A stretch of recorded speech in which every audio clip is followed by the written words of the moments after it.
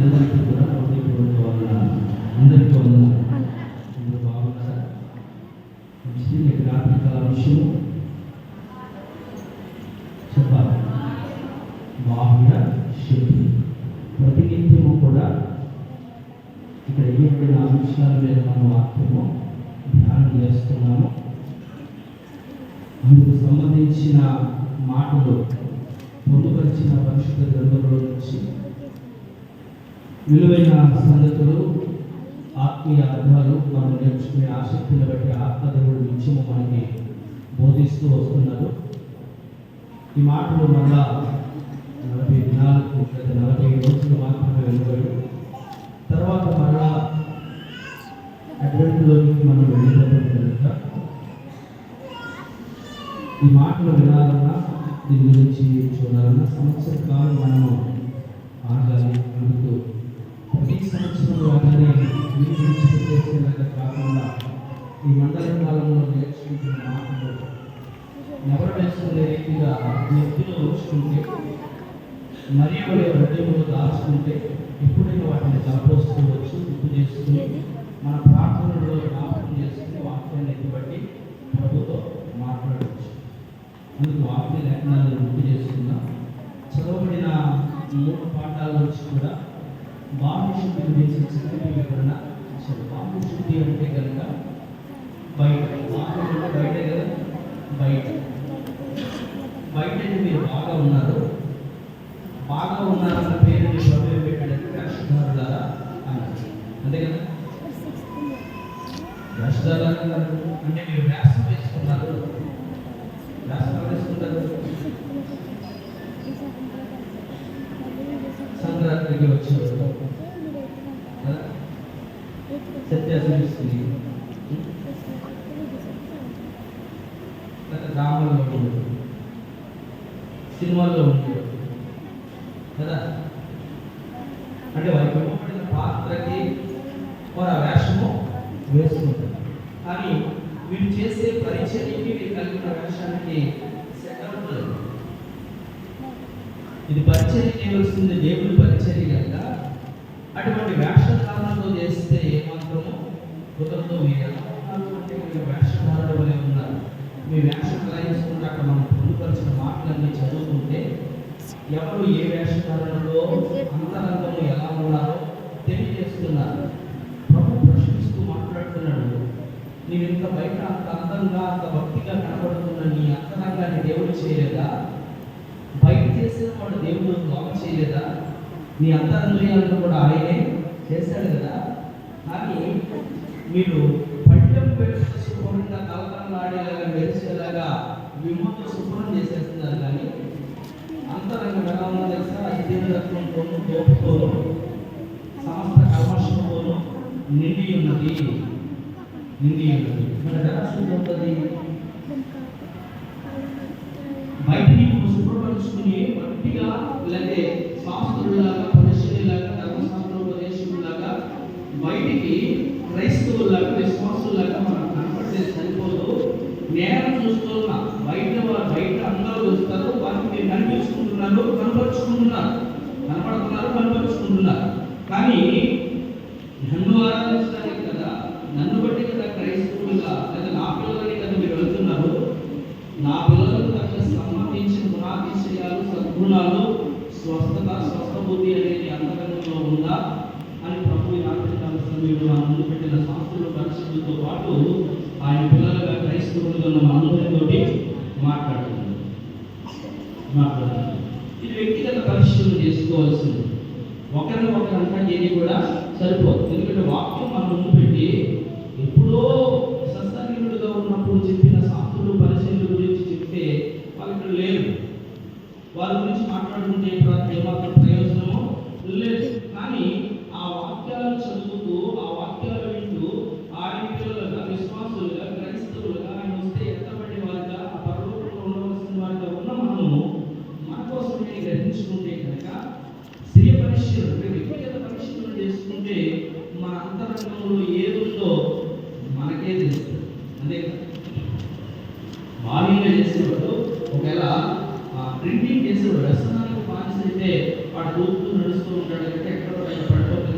ప్రభుత్వం అని చెప్పగలుగుతాం. కానీ భక్తి విషయానికి వచ్చేసరికి బైబిల్ పట్టుకుని చక్కగా మంచి వస్త్రాలు వేసుకుని సమయానికి వెళ్ళి వెళుతున్న మన జీవితాలలో అంతరంగం ఎలా ఉంది ఎవరు చెప్పగలరు? ప్రార్థన జరుగుతారు. మనం వచ్చిన మనము ఆయన విరోధమైన ఏదైనా విడిచిపెట్టుకుని అంతరంగంలో దాచుకున్నా, లేకపోతే ఎవరికి తెలియకుండా సీక్రెట్ గా చేసిన వాటిని విడిచిపెట్టుకుని శుద్ధి చేసుకుంటున్నామా? లేక ప్రభు ఇంకా బలమైన మాటలు చెప్పేశారండి. మీరు ఎలా ఉన్నారు తెలుసా? సున్నం కొట్టినా ప్రభు చెప్పిన మాట. మీరు సున్నం కొట్టిన సమాధి అంటే సమాధి బయట ఎంత బాగా కట్టారన్నది కనపడుతుంది, కానీ లోపల ఆలోచించండి ఏముంది అంటే కనుక ఆ కుళ్ళు, ఆ ఎప్పులు, అదే కదా. అది బయట పెట్టి చుట్టూ పెడితే మనం చూడలేము కదా. నీ లోపల దాని గురించి ఆలోచించు ఏముందో. మీరు బయట పళ్ళెప్పుడు బయట శుభ్రం చేస్తున్నారు, కానీ లోపల అది అతిథేతత్వంతోనూ పాపంతోనూ దోపుతోనూ నింపుతోనూ ఉంది అంటే రాత్రికాల సమయంలో బాహ్య శుద్ధి బయట దాన్ని శుభ్రపరుచుకునే మనలో అంతరంగ శుద్ధీకరణ కోరుకుంటున్న ఆత్మదేవుడు మాట్లాడుతున్న సంగతులు ఏమిటి అంటే కనుక నీవుగా పరిశీలన చేసుకుని నీ అంతరంగము దేవుడికి అనుకూలంగానే ఉందా? దేవుడు ఇష్టపడే లేదా దేవుడు నివసించే, దేవుడు కోరుకునే అంత పరిశుద్ధంగానే ఉందా? అలా లేకపోతే కనుక పాపం చేస్తున్న దావీదు 51వ సంకీర్తనలో చెప్తున్నాడు, పాపం చేస్తూ నన్ను కడుగుమంటున్నాడు. ఎలా కడగాలంటే ఏమో అంటే తెల్లగా కడుగు, విసుగుతో కడుగు అంటున్నాడు. వ్యక్తిగత దావీదు ఒకడే మనకు వ్యక్తిగతంగా చేసుకున్న ప్రార్థన. ఈ రాత్రి కాల సమయంలో మనం కూడా అంతరంగాలలో ఆ శుద్ధి లేకపోతే కనుక బాహ్యంగా భక్తి ఎవరికి కనపరుచుకోకపోయినా పర్లేదు, కానీ అంతరంగంతోనే దేవుడు చూస్తున్నప్పుడు అది ఆయనకు విరుద్ధంగా ఉంటే కనుక మీ భక్తి లేదా నీ ప్రార్థన జీవితం ఉన్నది నీ క్రైస్తవ ఏమాత్రము కూడా ఒప్పుకోవలసిన అంగీకరించవలసిన దేవుడు ఏమాత్రము అంగీకరించు. మనకు మనంగా సాటిస్ఫాక్షన్ చేసుకోవడానికి మనం వెళ్ళి వస్తాం, కానీ ఏ దేవుడిని ఆరాధిస్తానికి వస్తున్నామో ఆ దేవుడు కోరుకున్న అంతరంగం శుద్ధిగా లేకపోతే కనుక ఆయన మనల్ని ఇష్టపడతారు. అదే అంశము బాహ్య శుద్ధి. అనగా బయట చేసుకున్న నీవు లోపల చేసింది కానీ దేవుడు లోపల కూడా చేస్తాడని అది ఆయనకి మాత్రమే తెలిసిన ఎరిగిన వ్యక్తిగా నువ్వు శుద్ధీకరించుకుంటే దావీదు వలె నువ్వు చెప్పుకోగలిగితే, తప్పు చేసిన దావీదు విసుగుతో నన్ను కడుగు, హిమం కంటే తెల్లగా మార్చు, ఈ రక్షణానంద మరలా నాకు దయచేయండి, పరిశుద్ధాత్మ నా ఇద్దరు నుండి తీసుకెళ్ళదు అంటే దావీదుకు వచ్చిన డౌట్ ఏంటి అంటే కనుక నాలో ఉన్న నేను చేసిన పాపాన్ని బట్టి నేను పొందుతున్న రక్షణ కోల్పోయాను, నాలో వసించే ఆత్మదేవుడు నాకు దూరం అయిపోయాడు, నా జీవితము మురికైపోయి మలినమైపోయింది, చీకటిగా మారిపోయింది, అది తెల్లగా మార్చబడాలని మార్చే దేవుడితో చెప్పుకోవాలి, అది ఆయన ద్వారా కడగబడాలి అని చెప్పుకుంటున్నాడు. రాత్రికాల సమయంలో ఆ విషయాలు గ్రహించి నీకుగా వ్యక్తిగతంగా ఒప్పుకుని చెప్పుకుంటే కనుక దావీదును కనికరించిన ఉదయానుసారుడు దావీదు అని చెప్పిన దేవుడు నా ప్రియకుమారుడు అని నీ గురించి చెప్పగా మానడు. బాహ్యశుద్ధి కోసం కొన్ని మాటలు మనం ఆలోచన చేసి నేటి రాత్రికాల వాక్యాన్ని ముగించుకుని కూడికను ముగించుకుందాం.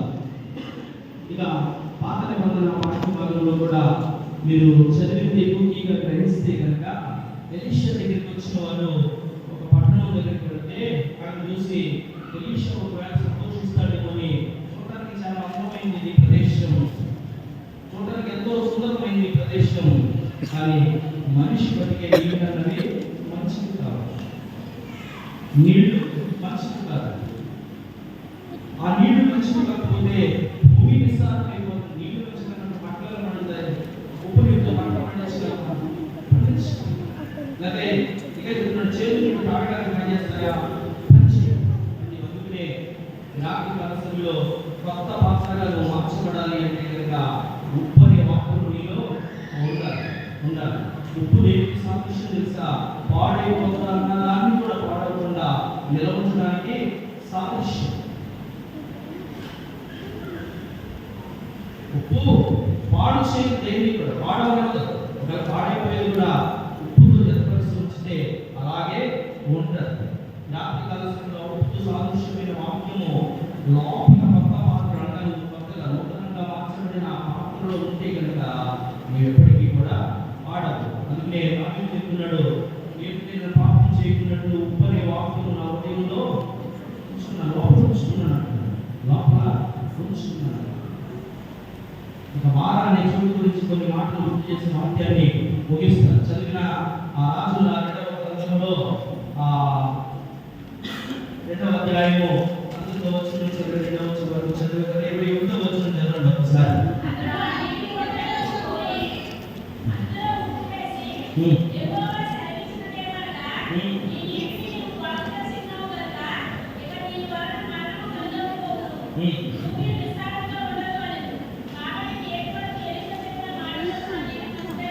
నేటి వరకు అనగా సేవకుల ద్వారా దేవుడు వాదించిన నీళ్లు, ఆ ప్రదేశం, ఆ భూమి ఎలా ఉన్నద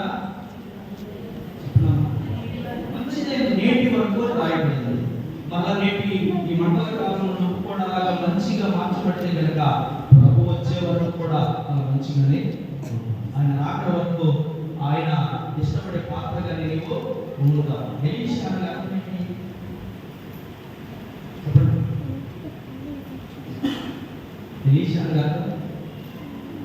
యెహోవా నా రక్షకుడు. ఎలీషా అనే అర్థం యెహోవా నా రక్షకుడు. ఆ రక్షకుడు అనే నామంలోనే అర్థం ఇచ్చే పేరు కలిగి ఉన్న ఆయన ఆ గ్రామానికి లేదా ఆ గ్రామ ప్రజలు బ్రతకడానికి, ఆ ప్రాంతం వల్ల శుభంగా లేదా సుభిక్షముగా లేదా పంటలు పట్టేందుకు మార్గానికి రక్షణ ఇచ్చిన వ్యక్తిగా ఉన్నాడు. ఒక దైవజనుడిగా ఉన్నాడు. దైవజనుడు చెప్పిన మాటలు వారు పాటించారు. కొత్త పాత్రను తీసుకొచ్చారు, అందులో ఉప్పు వేసి తీసుకొచ్చారు. మారా అనే నీళ్లను మార్చడానికి కొత్త పాత్ర ఉప్పు కారణమైంది. పాత్ర దేనికి సాదృశ్యము అంటే కనుక మనిషికి, అంటే నీకు నాకు సాదృశ్యము. అందుకే మనం ఏమి అంటే ప్రభు కుమారుడు వాడి అంటే మన పాత్రలు అంటే కొండల వంటి వారిగా ఉన్న వివేక గ్రంథంలో చెప్తున్నాడు కదా మాటలు. మనం ఎలా ఉన్నాడా? కొండలు అంటే పాత్రలుగా ఉన్నాం. ఆ పాత్రలో నేను ఏమి పడాలి? మనం పాడకుండా కాపాడే ఉప్పు అనే వాక్యము వేయబడాలి. వేయబడితే ఏమవుతుంది అంటే కనుక మారాలంటే చేతి జీవితము మధురంగా మార్చబడతారు. ఆది కాలంలో కూడా అబ్రహామును లేదా లోతును వేరుపరచడానికి వెళ్ళినప్పుడు కన్నులతో చూసే మోసం ఉంది. ఇక్కడ కూడా ఎలీషా చెప్పిన మాట అదే కదా, ఎలీషాతో శిష్యులు లేదా అక్కడ ప్రజలు చెప్పిన మాట అదే కదా. చూడడానికి చాలా బ్యూటిఫుల్ గా ఉంటుంది, కానీ తాగడానికి నీళ్లు మంచి. లోతు కూడా అలాగే చూసి మోసపోయి సుధమ కుమారుడికి వెళ్ళాడు. చదవండి ఆ మాట. ఆదికాండములో 13వ అధ్యాయము 10వ వచనం నుండి చదివితే ఆ మాట అర్థమవుతుంది. కన్నులెత్తి చూసినప్పుడు అంటే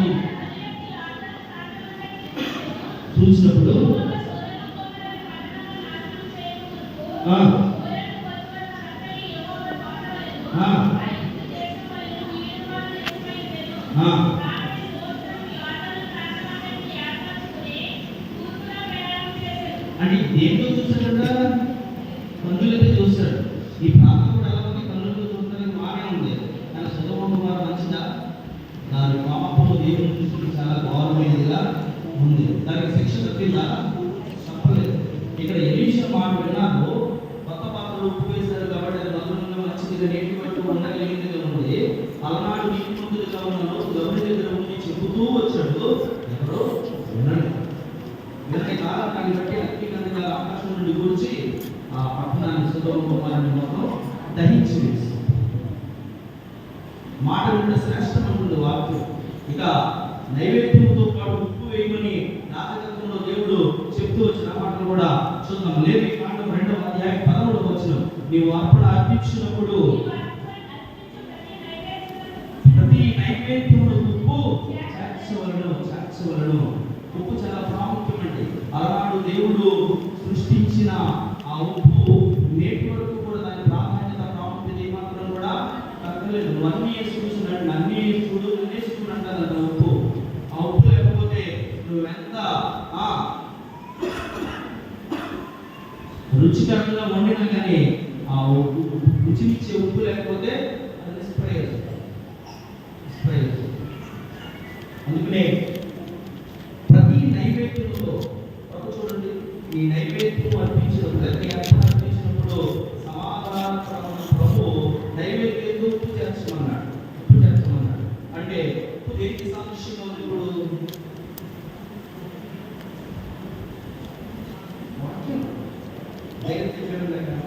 అంటే నీవు అర్పణ అర్పించే ఎలా కలిసి వాక్యానుసారంగా ఉండాలి.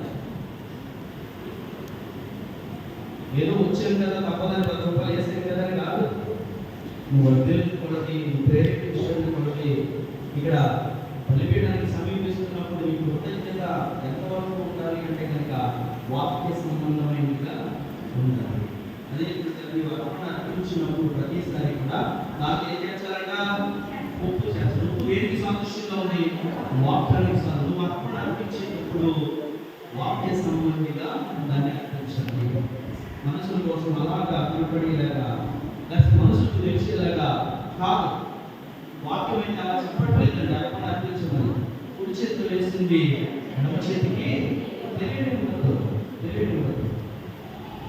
నీవు ఇచ్చినప్పుడు నీ డబ్బులు తెచ్చుకో, తెలియకూడదు. అది దేవుడికి తెలియక వాక్యానుసారం. మరొక మాట చదువు. మార్కు సువార్త 9వ అధ్యాయము 50వ వచనం.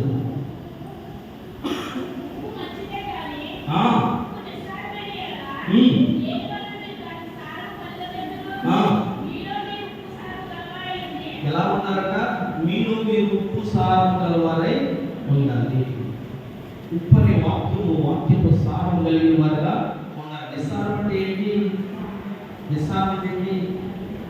కూరలో ఉప్పు ఎక్కువైపోతే పాడటానికి తప్ప తినడానికి పనిచేయదు. అంటే వాక్యం ఎక్కువైపోతే అలా అయిపోతుందంట కాదు.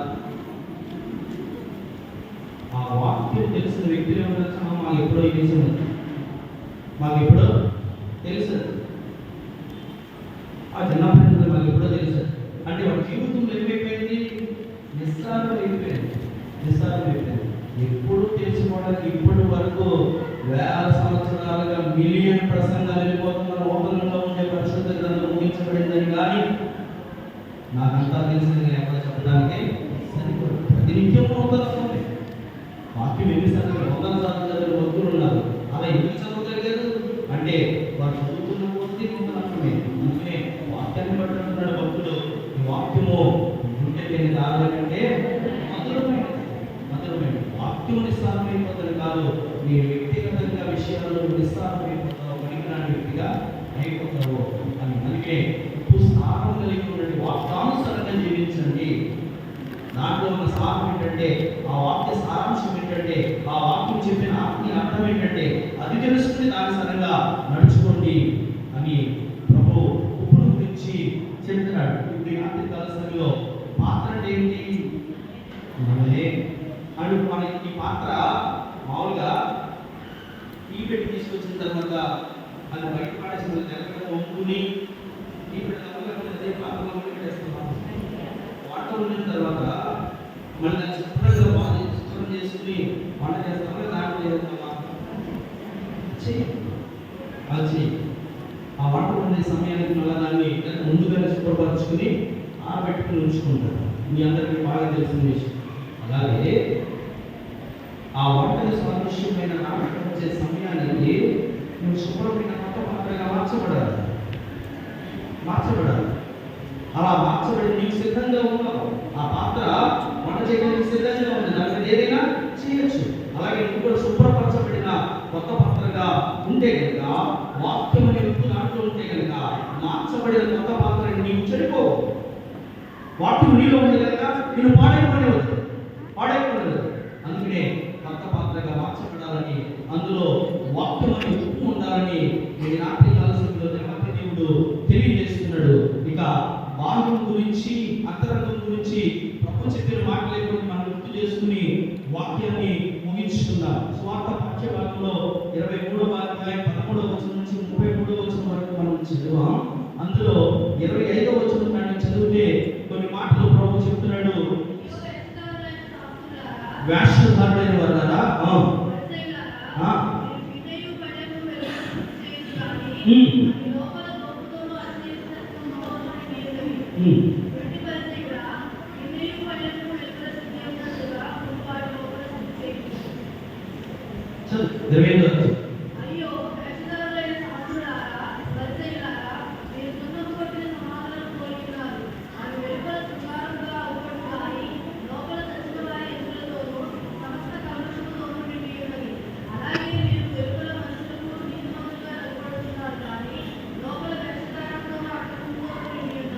నేను చెప్పిన మాట దేవుడు వాక్యం ద్వారా నాతో మాట్లాడుతున్నాను. అయితే గ్రహించవలసింది ఏంటంటే శాస్త్రులు అనేవారు, పరిచయాలు అనేవారు, సద్దులు అనేవారు ధర్మశాస్త్ర ఉపదేశం లేరండి. వారి గురించి కాదు. ఇప్పుడు మనం ఉన్నాం, మన అంతరంగం ఎలా ఉంది, ఆ రోజు వారి స్థితి ఎలా ఉంది, వారి జీవితాలు ఎలా అంటే బాగా తెల్లగా కనబడుతున్నారు, సున్నం కొట్టిన సమాధులుగా. అంతరంగం ఇలా ఉంది మీది అని ప్రభు చెప్తున్నాడు. అదే ప్రభు శరీరధారిగా ఉన్నాడు కనుక ఆ రోజు డైరెక్ట్గా వారితో ఎలా ఉన్నాడు, అయితే ఆత్మరూపిగా ఉన్నాడు కనుక వాక్యమైన దేవుడు నువ్వు ఎలా ఉన్నావు నీవు చూసుకొని ఆ ప్రశ్న మనకే వదిలేస్తున్నాడు. అయితే దేవుడి ఆశ ఆలోచన ఏంటంటే నిస్సారమైపోయిన దాంట్లో సారం తీసుకురావాలని ప్రభు ఆశ. ఈ మాట గురించి అతని వందల పాఠ్యభాగాల్లో చూసుకుంటూ వస్తే చాలా నిధులే ఈ మాట రాయబడుతుంది. చూడండి, నిర్గమాకాండం 15వ అధ్యాయము 23వ వచనం. మారా అనగా ఏంటి? చేదైన అనుభవం. నీవు మధురంగా మార్చబడాలి. మారలో నీళ్లు చేదైపోయినట, ప్రజలు తాగడానికి నీళ్లు లేవంట, మోసే మీద చదువుకుంటున్నారు. దేవుడు మధురంగా మార్చాడు, మరి తప్పిగా తీర్చాడు. చదువు వరకు మాట సంఖ్యాకాండం 33వ అధ్యాయం 8వ వచనం.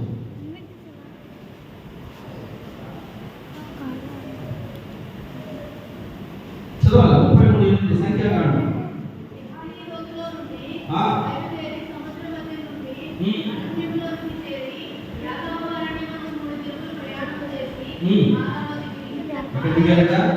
మారాలో దిగిరి. మనుషులు చేదైన అనుభవాలలోనే ఉన్నారు.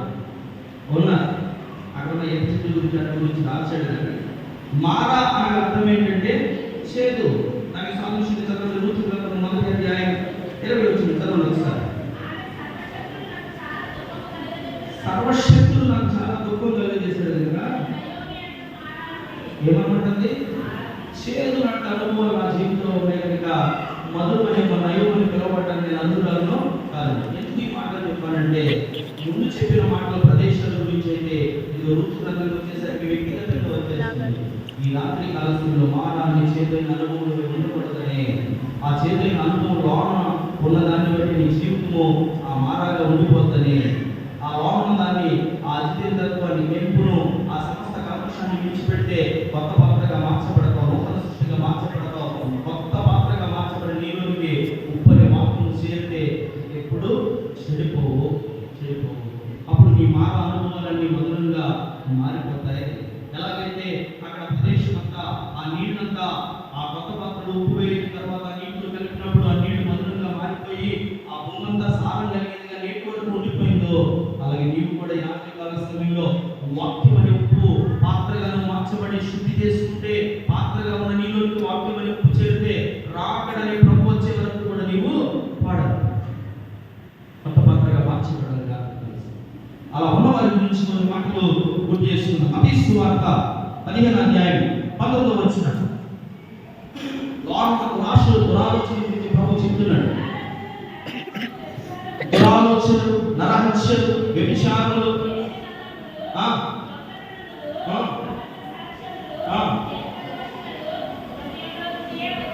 ఎక్కడ ఉన్నాయి కదా? ఇన్సైడ్ ఉంటుంది, బయటికి తెలియదు. నేను అబద్ధ సాక్ష్యం చెప్తానని నా ప్రత్యేకతకి తెలియదు. అక్కడికి వెళ్ళిన తర్వాత నేను అబద్ధం మాట్లాడుతాను. నా అంతరంగంలో ఉన్నవి బయట వారికి తెలియదు. కానీ అవి తెలిసిన దేవుడి రాత్రి కాలంలో మీతో నాతో మనందరితో మాట్లాడుతున్నాడు. ఇవి లోపల ఉన్నాయి, అవి తీసుకొస్తాయి. బాహ్యశుద్ధిని కలిగి ఉన్నాం, ఓకే, భక్తిని కనుగొలుస్తున్నాం, రైట్. కానీ అంతరంగం నేను చూస్తుండగా ఎలా ఉంది అని ప్రభు చెప్తున్నప్పుడు వాక్యం నమ్మదగినది, పూర్ణ అంగీకారానికి లోకం దాన్ని కొట్టు వేయడానికి ఎవరు కూడా సరిపోతుంది. నా నోరు మూసుకుని మౌనంగా ఉండిపోయారు. శాస్త్రులు, పరిచయులు, ధర్మశాస్త్రులు, ఉపదేశకులుగా ఆ దేవాలయంలోని జీవనం గడిపే వారందరూ కూడా వారు చేస్తున్నది ప్రతిదీ కూడా ప్రభువు ఎండగట్టాడు. మీరు చెప్పేవన్నీ కూడా ఎలా ఉన్నాయి తెలుసా? బలిపీఠం తోడంటే ఏముందంటే ఆయన దాని మీద అర్పణం తోడదు. దేవుడు అంటున్నాడు, బలిపీఠమా లేకపోతే అర్పణ శుద్ధిపరిచేది బలిపీఠమా లేకపోతే అర్పణమా? బంగారమా లేకపోతే బలిపీఠమా?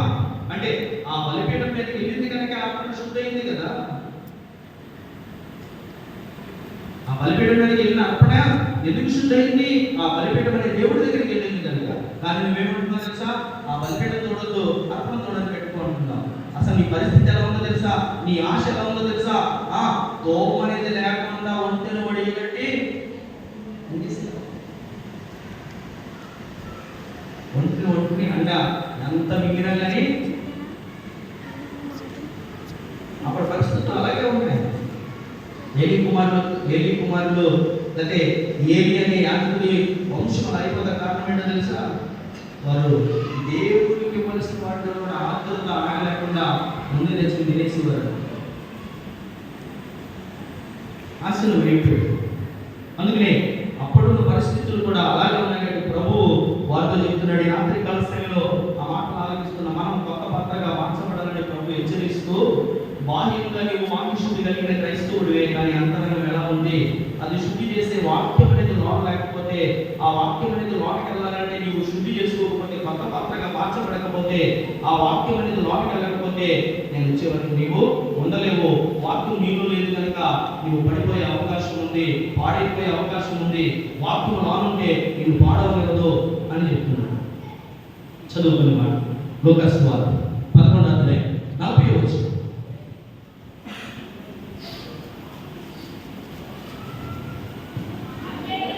అవివేకుల వెలుపటి భాగము చేసిన వాడు లోపటి భాగము చేయలేదా? ఆయనకు తెలియదా? నీ గుండె ఎక్కడ అమర్చాలో అమర్చిన వాడు, నీ కిడ్నీ ఎక్కడ అమర్చాలో అమర్చిన వాడు, నీ ఊపిరితిత్తులను ఎక్కడ అమర్చాలో, నీ లెవర్ ఎలా పనిచేయాలో బాహ్యంగా కాకుండా అంతరంగాల్లో పనిచేసేవన్నీ అమర్చిన వాడు.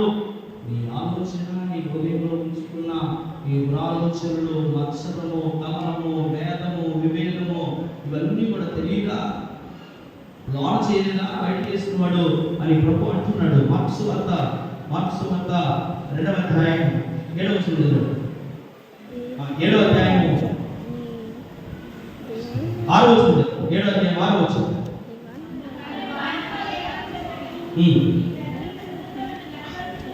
ఈ ప్రజల పెదవులతో నన్ను కనపరచుదురు కానీ ఎలా ఉందా? హృదయం కోరుకుంటున్నాడు దేవుడు. హృదయం ఎలా ఉంటున్నాడు? అంత్యకాలంలో దూరం నీ హృదయం దేవుని కల్పించి నీ నుంచి దేవుడు ఏం కోరుకుంటున్నాడు? మీ హృదయాన్ని మాత్రమే ప్రభు అడుగుతున్నాడు. ఆ గుప్పెడంత గుండెలో ప్రభుకి స్థానం ఇస్తే ఆయన నీతో కొలువై ఉంటానని అంటున్నాడు. 10వ వచనం కూడా చదువు.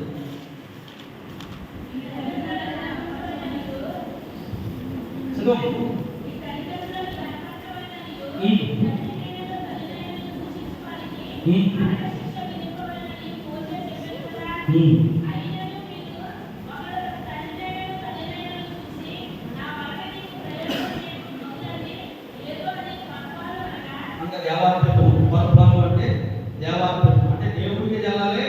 వీళ్ళంతా దేవుడు చెప్తున్నట్టే తల్లిదండ్రులు కూడా వీళ్ళకి నిర్ణయించుకున్న తల్లిదండ్రులు కూడా చూడవలసిన లేదు అంటున్నారు. ఆ తల్లిదండ్రులు చూడకపోతే బాధ్యతలు దేని మారిపోతుంది. దేవుడు మోసం ద్వారా సన్మానిస్తే మోనాయిని కలగదని చెప్పాడు కదా. అలాంటి తల్లిదండ్రులు కూడా మీ తల్లిదండ్రులు అతిభక్తిని బట్టి నిర్లక్ష్యం చేసేవారుగా ఉన్నారు అని చెప్తున్నారు. నేటి లోకంలో కూడా సన్మానించవలసిన తల్లిదండ్రులు సన్మానించక పోటాయిషవలసిన కుమారుడు కుమార్తెలైన వారి ఆయుష్లో లోకయాత్రను ముగిస్తున్నారు. ఎందుకంటే వాక్యాన్ని వారు గ్రహించట్లేదు. వాక్యానుసరంగా వారు జీవితం 15వ వచనం కూడా చదువు.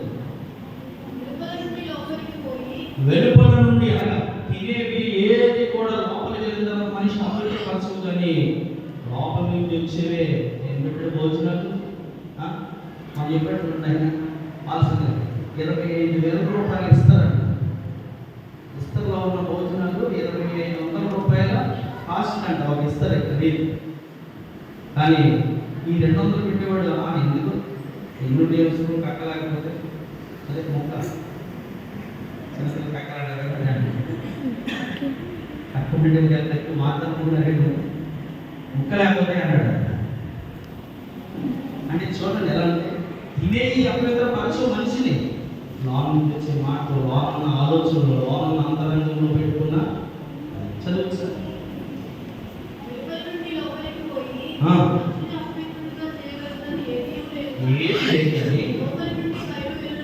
లోపల నుంచి బయట వెళ్ళినవే మొట్టమొదటిగా నీ మాటని నమ్ముతుంది. మాటలు చాలా జాగ్రత్తగా ఆత్మపత్రంలో చెప్తున్నాడు. ఎంత కొంచెం మీకు ఎంత విస్తారం నేను అడవిని తగలబెట్టును, అలాగే నీ శరీరంలో బయటికి కనపడకపోయిన నీ నోట్లో ఉన్న నాలుక బహుగా అదిరిపడుతూ ఉంటుంది. అది పాప ప్రపంచము. అది నీ సర్వ శరీరాన్ని ఏం తీసుకొస్తుంది? మాలిన్యం తీసుకొస్తుంది. మాట నీకు మాలిన్యం తీసుకొస్తుంది. నీ మాటను బట్టి తీర్పులోకి వస్తావు. తర్వాత నీ ఆలోచన నిన్ను పాడు చేస్తుంది. తర్వాత నీ పోలిక నిన్ను అపవిత్రపరుస్తుంది. ఇది ఎక్కడి నుంచి వస్తాయి అంటే కనుక బయటికి ఏమాత్రము మంచి నీడ కనబడవు, అంతరంగంలో నుంచి వస్తాయి. చదువు మాట లూకాసు సువార్త 6వ అధ్యాయం 45వ సజ్జనుడు తన హృదయం తరగతిలోంచి సద్విషయం అనగా మంచి విషయాలు బయటకు తెస్తాడు. దుర్జనుడు అనగా చెడ్డవాడు. హృదయం ఏమైందన్నప్పుడు హృదయం ఏమన్నా ధననిధి అన్నాడు. హృదయము ధననిధి అంటే నీ ఫోన్లో లేదా నువ్వు వాడుతున్న ఫోన్లో ఆ స్టోరేజ్ అన్న ఫుల్లైపోవచ్చు, కానీ ఇది దీంట్లో ఎన్నో విషయాలు తోడుకోవచ్చు. అందుకనే నువ్వు సజ్జనుడు మంచి వ్యక్తి అయితే కనుక సద్విషయాలన్నీ కూడా లోపల స్టోర్ చేసుకుంటూ అవే బయటికి వస్తాయి. ఉప్పు వేయబడిన మాటలు ఉప్పు వేయబడిన మాటలు కలిగిన వారుగా ఉండాలి. రుచికరమైన మాటలు మీరు మాట్లాడాలి. నువ్వు సజ్జనులైతే మంచి వ్యక్తి అయితే ఉప్పు అనే వాక్యం నీలో ఉంటే వాక్యం అనే మాటలు నీతో నీ నోట్లోంచి వస్తాయి. నేను పవిత్రపరుస్తూనే ఉంటాయి, నేను కాపాడుతూనే ఉంటాయి. దుర్జనుడు తన దండ్రుల దుర్విషయములు బయటికి తెస్తాడు అని చెప్తున్నాడు. రాత్రి కాలశంలో పాత్రమైన నీ జీవితము అంతరంగంలో ఎలా ఉంది? ఇప్పుడైనా కొత్త పాత్రగా మార్చబడి ఉప్పు అనే వాక్యాలు నేర్చి వాడకుండా తలోకి వెళ్ళే వరకు ఈ భూమి మీద ఆయన వచ్చే వరకు కూడా ఉంటాము. మనకు మార్చబడు. హెబ్రీయులకు రాసిన పత్రిక 10వ అధ్యాయం 10వ అధ్యాయం 2వ వచనం చదువు. మనస్సాక్షి కల్మషం తోచకుండానట్టు ఎలా ఉంటారట? నీ మనస్సాక్షి నీ మీద నేరారోపణ చేస్తారు. మనిషి ఎప్పుడు తప్పు చేస్తాడో తెలుసా అండి? మనిషి ఎప్పుడు పాపంలో పడిపోతారో తెలుసా? ప్రతి మనిషికి సిక్స్త్ సెన్స్ అనేది ఉంటుంది. అదేం చెప్తుందంటే ఇది తప్పు అని బోధిస్తుంది. దాన్ని దాటి మనం అడిగేసినప్పుడు తప్పు అనేది చేయాలి. మనస్సాక్షికి ఇచ్చిన గురువు మనకు లేదు, మీకు ఎవరు చెప్పవసరం లేదు. ప్రతి మనిషికి మనస్సాక్షి అనేది ఉండదు. కొన్ని పర్యాలు నీకు మనస్సాక్షి లేదంటే మనం తెలుసు. ఎందుకంటే అది ఉంటే చేసే తప్పు ఆపుతాం. మనస్సాక్షిని ఇచ్చిన గురువు లేడు, అది గర్తిస్తూ ఉంటుంది. ఎవరో ఒకరు వచ్చి చెప్పలేదు. అందుకనే నీ మనస్సాక్షి కల్మషం అనేది రాకూడదు. నీ హృదయం ఎలా ఉండాలంటే ఇప్పుడు ప్రోక్షింపబడినదిగా అనగా ప్రత్యేకింపబడినదిగా ఉండాలి. అలా ఉంటే సద్విషయంలో నీలో నుంచి వస్తాయి. చూడగా ఇర్మియా గ్రంథం 4వ అధ్యాయం 14వ వచనం. 4వ అధ్యాయం 14వ వచనం.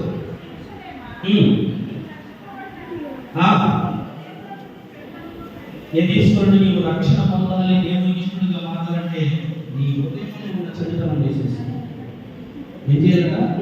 చెడుతనం చేసేస్తావు. యాకోబు పత్రిక 4వ అధ్యాయం 8వ వచనం. బైబిల్ వేస్తూ ఉంటే వాక్యం వెలుస్తూ ఉంటారు. బైబిల్ ఉన్న వాళ్ళు ఎవరో చదివేస్తారు కానీ అలా ఉండిపోతాడు. తెచ్చిన ప్రతి ఒక్కరు చెప్పిన అధ్యాయాన్ని తీయడానికి ప్రయత్నం చేయండి, మీకు అలవాటు అవుతుంది. దేవుడికి ఎందుకు రండి? పాపులారా చేతులను శుభ్రం చేసుకోండి. విమర్శకులారా, అంటే 2 రెండు రెండు మనసులు కలిగిన వారు కదా. నీ హృదయము రెండు మనసులు కలిగి రెండు ఆలోచనలు కలిగి ఉంటే దేవుడు ఏమంటున్నాడు, అయితే వెచ్చగానే ఉండు, చల్లగానే ఉండు. రెండు మనసులు కలిగి నిలువెచ్చగా ఉంటే నా నోట నుంచి ఉమ్ము వేస్తానంటున్నాడు. నిలువెచ్చని స్థితి దేవుడు ఇష్టపడతాడు. అటు ఇటు కానివాడుగా ఉంటే నీకే నష్టం. ఏదో ఒక వర్గానికి చెందిన వ్యక్తిగా నీవు ఉండాలి, ఏదో వైపు నీవు ఉండాలి. అప్పుడే దేవునికి ఇష్టమైన కుమారుడుగా ఉంటావు. ఇక నీవు అలా మారాలి అంటే కనుక, అలా మారాలంటే కనుక చదవబడిన ఉత్తర సంకీర్తనలో మొట్టమొదటిగా దావీదు తెలిసింది చెప్పిన మాటలే తన అతిక్రమంలో మొదటి వచ్చింది.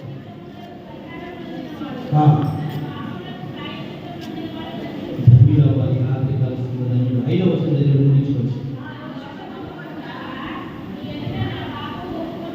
నా దోషం పప్పు కొనక లోన ఉంచుకోక నీ ఎదురు ఏం చేస్తాను ఎప్పుడు ఒప్పేసుకుంటాను. అలా ఒప్పేసుకుంటే కనుక నువ్వు కొత్త పాత్రగా మార్చబడతావు. ఇదిగో విన్న వాక్యం అనేది నీలో ఉంటుంది, రక్షణ అనేది కలుగుతుంది. నీ తెప్పు చేయాలని వాడకుండా సహాయిస్తుంది. అందరికీ ఎవరి మాట అందరికీ దీవించాల్సిన